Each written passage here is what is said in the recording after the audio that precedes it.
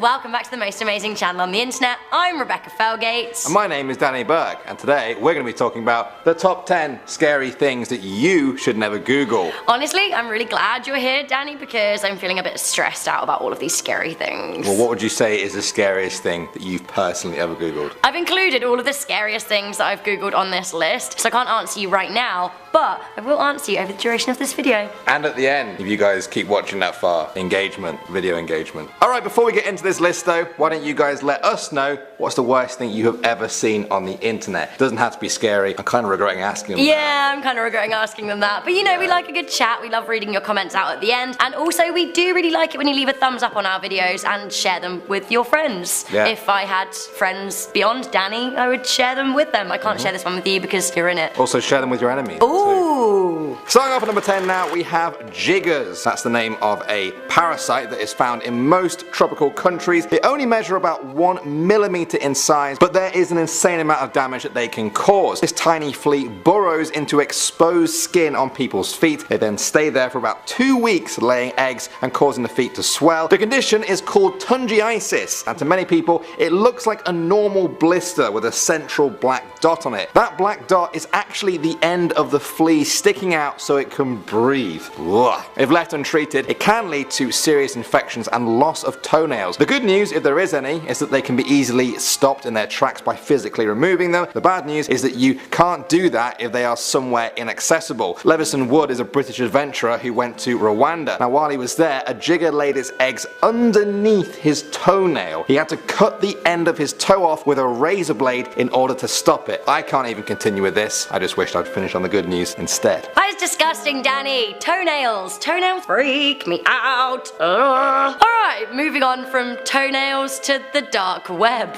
because this is a diverse list. Do not ever Google how to get onto the dark web. I feel like you should absolutely never mess with the dark web at all costs. It's just too risky. The dark web is called the dark web for a reason. It's filled with dark people. People who use the dark web tend to use it for illicit goings on, like drug deals or the hiring of assassins. Now, I've never been on the dark web. The closest I've ever got is 4chan. I have to take it from those who have visited it that it isn't a very nice place. Now, according to articles on various national news publications, the dark web is a place where you can access murder live streams, which, well, I'd really rather not. Luckily, you can't just stumble upon the dark web. You need to have access via a torrent. However, if you're really intent on getting there, it is possible. But is it worth it? Okay, best case scenario, you just kind of scare yourself. Medium case scenario, you unleash a horrible virus on your computer. Or worst case, you don't want the dark web to actively come and find you, but it might. Moving on now to number 8, we have the simulation argument. Earlier on, I talked about something that can make you physically hurt, but this one may just hurt you mentally. To put it quite simply, a number of physicists and philosophers have proposed a theory that all of reality, the Earth, our galaxy, in fact the entire universe, is actually an artificial simulation. Essentially, it's a logic argument. There are 3 scenarios that could unfold for humanity. A, our species dies out before developing advanced technology. B, we live long enough to develop advanced technology, but creating a computer simulation of an entire universe is impossible. Or C, we actually simulate an entire universe in the future. Let's say you believe humans can live long enough to create advanced technology. Okay, so that rules out option A. Now let's say that it is possible with enough power and technology to create a simulated universe identical in every way to our own. Okay, so that rules out option B. That leaves us with option C. Humans do end up simulating an entire universe identical to their own, perhaps to study how their ancestors lived. Now the question is, do you think that we are that universe? We're the real universe? Is it going to be our descendants that create these millions and billions of universe simulations? Or do you think that we are living in one of those simulations that the real humans and real universe created? There could be billions or even trillions of those, but only one single real one. What do you think is more likely that we live in? I'll just leave that one with you because my head's starting to hurt just a little tiny bit. Coming into number 7, we have spontaneous combustion.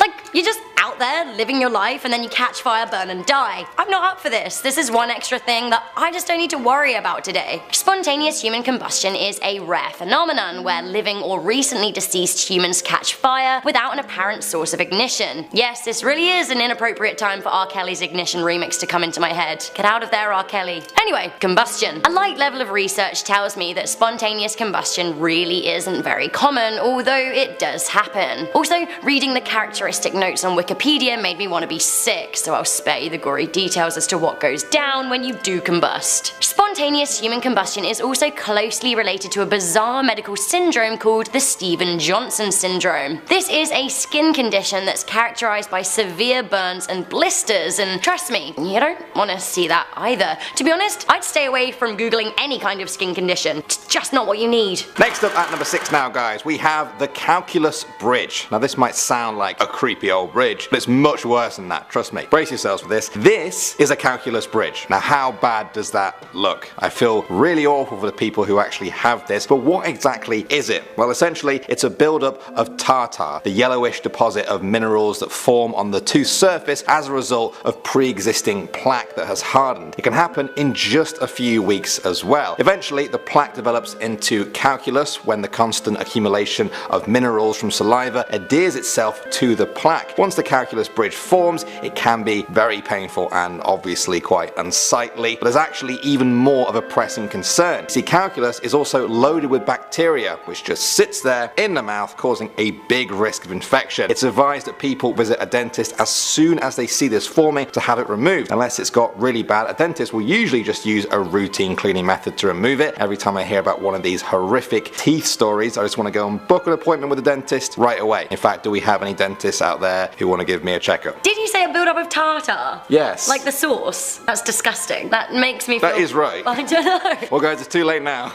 On to the next one. On to the next, but also bleh. Okay, next up, flying scares me anyway, but honestly this is truly and utterly terrifying. Coming into number 5, we have the MH17 aftermath. Malaysian Airlines flight MH17 was shot down on the 17th of July 2014. Now this came just 4 months after Malaysian Airlines flight 370 was lost after taking off from Kuala Lumpur Airport. This made 2014 the worst year for aviation in 10 years. The crash of this plane was extremely high profile, and so far as the current evidence points, it was downed by a Russian military missile as it flew over the Ukraine. All 283 passengers and 15 crew members on board were killed, and horribly. As I said, planes do scare me, and the thought of being downed by a missile while in flight, well, that didn't even cross my mind until this plane crash. This is a whole new thing to worry about. Knowing about the crash is scary enough, can't really avoid the news. What you can avoid is looking into what happened to the plane and the people on board in the aftermath. I don't have many regrets in my life, but googling this one is one of the few that I do have. Honestly,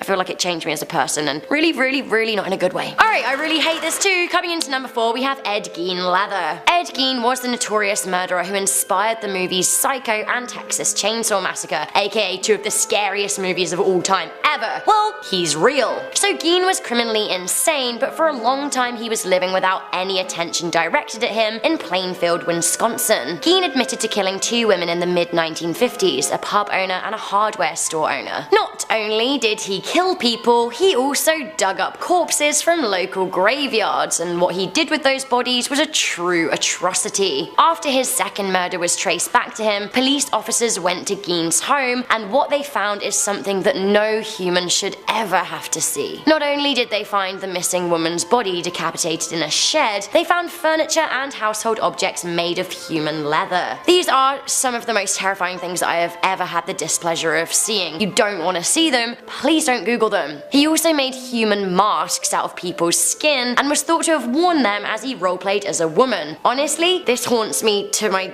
very core. Danny, I'm sad. This is a horrible list. Can we do a fun one together next time? Yeah, but we have to earn the right to do a fun one by doing stuff like this. Okay, that's fair enough, but My next one's really nice, actually. Oh yeah? No, not at all. It's horrible. Next up at number 3 now, we have The Body Farm. If you've ever watched a crime show on TV, you'll know the bit where they analyse a body to try and figure out how long that person's been dead for. That knowledge doesn't just come from anywhere, it comes from a place like a body farm. Body farm is where people donate their bodies to science so that scientists can study how they decompose. The pictures you're seeing now come from the Forensic Anthropology Center at Texas State University. The information they gather here can be used in a court of law, and some of the researchers have even been called up to give evidence in murder trials. They also specialize in facial reconstruction. By studying how a face decomposes, they can then recreate what a decomposed face would have looked like, if that makes sense. This proves invaluable in identifying unidentified murder victims. They will take anyone who donates their body with just 2 conditions. They must weigh under 500 pounds when they die, and also not have any sort of infectious diseases such as hepatitis C. So if you meet those 2 criteria and you want to help fight crime in death, maybe body farms are the way to go. Wow, what a morbid one that was. I actually feel like body farms maybe are a good thing, but you just don't need to see it. Interesting, but gross to look at. Okay, this one is horrifying on all levels and super gross to look at. Coming in at number 2, we have the Hammer Murderers. So the Hammer Murders of the Ukraine are a true abomination, and you don't want to know about them, much less see them. I'll basically give you the basics so you don't feel like googling it ever. The Dnipropetrovsk maniacs are serial killers who are behind a gory spate of murders between June and July 2007. While they are 2 of the scariest people I've ever read about, they were also just 19 when they went on their murderous spree, which in a way makes them even scarier. Their names are Viktor Sanyenko and Igor Sprunayunk, and in little over 3 weeks they managed to kill 21 people without any order or motive. They range from children to the elderly. The pair seemed to love Nazism and bloodshed. They killed their victims with hammers and used their blood to paint swastikas. The diabolical duo reached new levels of depravity when they were found to have photographed and videotaped the murders, some of which unfortunately have been leaked onto the internet and are searchable on Google. Honestly though, I just wouldn't do it. And finally at number 1 now, we have The Murder of Tim McLean. Now, even for those of you with a very morbid fascination with crime might find this one a little bit too much. You have been warned. In 2008, a Canadian called Tim McLean was returning home Manitoba after working at a fair in Alberta. He boarded a Greyhound bus. After 7 hours, the bus picked up a new passenger, Vince Weiguang Li. The 40-year-old Chinese-Canadian man was described as having a shaved head and wearing sunglasses. Originally, he sat near the front of the bus, but then moved further back to sit next to Tim, and by this point Tim had fallen asleep against the window with his headphones covering his ears. Soon after, Lee produced a large knife and began stabbing Tim in the neck and chest. The bus driver pulled over to the side of the road so that he and the other passengers could get off. Then Lee decapitated Tim and displayed his severed head to the other passengers standing outside. He then returned to the body and began cutting off parts of it and eating them. Police arrived on the scene and entered into a tense 4.5-hour standoff with him before he tried to escape by breaking through a window. He was tased, handcuffed and arrested. Parts of the body were retrieved from the bus while his ear, nose and tongue were found in Lee's pockets. He was found to be mentally unstable and was found not criminally responsible for the murder and was remanded to a high security mental health facility in Manitoba. He was eventually released from there on May 8, 2015. On July 9, 2018, Greyhound Canada announced they would end virtually all services across Canada, and many people speculated that the drop in ridership was a knock-on effect from the murder of Tim McLean. Danny, I'm scared this was awful and I need a hug. May I please have one? Yes, of course.